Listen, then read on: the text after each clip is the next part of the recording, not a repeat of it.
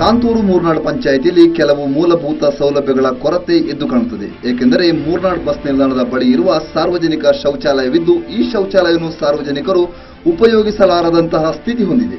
ಈ ಶೌಚಾಲಯದ ಒಳಭಾಗದಲ್ಲಿ ಶೌಚಾಲಯವನ್ನು ಶುಚಿಗೊಳಿಸದೆ ಶೌಚಾಲಯ ಗಬ್ಬೆದು ನಾರುತ್ತಿದೆ.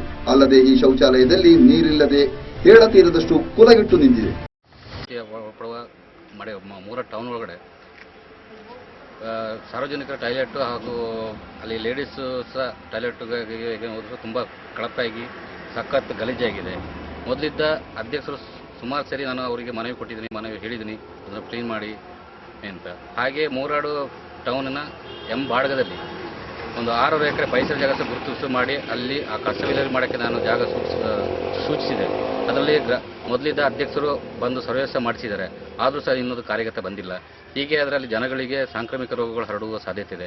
ಅದರಿಂದ ದಯವಿಟ್ಟು ಈಗಾಗಿ ಆಡಳಿತ ಪಡೆದಿರುವಂಥ ಹೊಸದಾಗಿ ಅಧ್ಯಕ್ಷರು ಇದರ ಬಗ್ಗೆ ಸೂಕ್ತ ಕ್ರಮ ಕೊಡಬೇಕಂತ ಕೊಡಗಿನ ಸಮಸ್ತ ಜನರಿಗೆ ಹೊಸ ವರ್ಷದ ಶುಭಾಶಯ.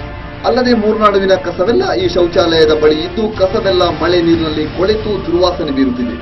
ಹೇಳಬೇಕೆಂದರೆ ಈ ಕಸವನ್ನು ಪಂಚಾಯಿತಿ ವತಿಯಿಂದ ಬೇರೆ ಕಡೆಗೆ ಸ್ಥಳಾಂತರಿಸಲು ಮುಂದಾಗದಿದ್ದಲ್ಲಿ ಈ ಭಾಗದ ಜನರಿಗೆ ಸಾಂಕ್ರಾಮಿಕ ರೋಗ ಹರಡುವಲ್ಲಿ ಸಂಶಯವಿಲ್ಲ.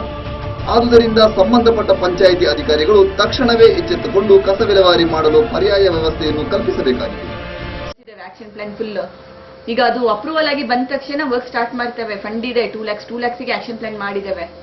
ದುರಸ್ತಿಗೆ ಇಟ್ಟಿದ್ದೇವೆ 30,000 ಪ್ಲಸ್ ಕಾಂಪೌಂಡ್ ವಾಲ್ಗೆ 1 lakh ಇಟ್ಟಿದ್ದೇವೆ. ಟಾಯ್ಲೆಟ್ ಇಂದ ಈ ಕಡೆ ಕಸ ಈ ಕಡೆ ಬರೋದಾಗಿ ಒಂದು ಎಲ್ ಶೇಪ್ ಅಲ್ಲಿ 2 weeks ಏನೋ ಆಗಿದೆ. ಈಗ ಆಕ್ಷನ್ ಪ್ಲಾನ್ ಒಮ್ಮೆ ಮಾಡಿ ಕಳಿಸಿದ್ವಿ, ಅದು ಸರಿಯಾಗಿಲ್ಲ ಆಕ್ಷನ್ ಪ್ಲಾನ್ ಅಂತ ಈಗ ವಾಪಸ್ ಕಳಿಸಿ ಈಗ ಮತ್ತೊಮ್ಮೆ ಮಾಡಿ ಕಳಿಸಿದೀವಿ ನಾವು ಆಕ್ಷನ್ ಪ್ಲಾನ್.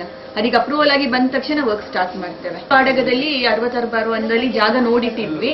ಈಗ ಅದು ಒಮ್ಮಿನ್ನೊಮ್ಮೆ ಸರ್ವೆ ಮಾಡಿ ನಮ್ಮ ಹೆಸರಿಗಾದ್ರೆ ನಾವಿನ್ನೂ ಅಲ್ಲಿ ಕಸ ಹಾಕೋಬಹುದು. ಅದಿನ್ನೂ ಕಳಿಸಿದ್ದೇವೆ, DC-ಗೆ ಹೋಗಿದೆ ಅದು ಲೆಟರ್.